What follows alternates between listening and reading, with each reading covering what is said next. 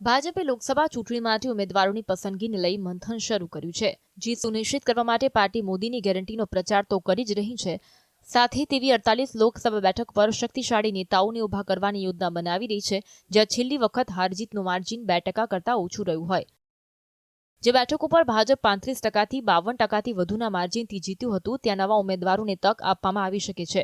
ગત ચૂંટણીમાં પાર્ટીએ 0.2 થી 1.91%ના માર્જિન વચ્ચે કુલ 48 લોકસભા બેઠક જીતી અને ગુમાવી। તેમાંથી 10 ઉત્તર પ્રદેશની છે, જ્યાં ભાજપ જીત્યું હતું। 48માંથી 27 બેઠકો એવી હતી જ્યાં ઉમેદવારો 1% કરતાં ઓછા માર્જિનથી ચૂંટણી જીત્યા હતા, જ્યારે 50 બેઠકોમાંથી જ્યાં જીતનું માર્જિન 35%થી વધુ હતું, ત્યાં ભાજપે 40થી વધુ બેઠકો જીતી હતી।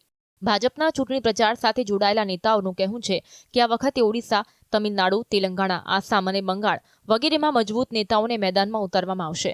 આવો જ પ્રયોગ ઉત્તર પ્રદેશ અને બિહારની કેટલીક સીટો પર પણ કરવામાં આવશે। મહારાષ્ટ્ર, બિહારમાં રાજકીય સમીકરણો આંકડાકીય દ્રષ્ટિકોણથી મુશ્કેલ દેખાઈ રહ્યા છે, તેથી જંગી માર્જિનથી જીતેલી અડધો ડઝન બેઠકો પર મજબૂત ઉમેદવારો ઉભા રાખવામાં આવશે।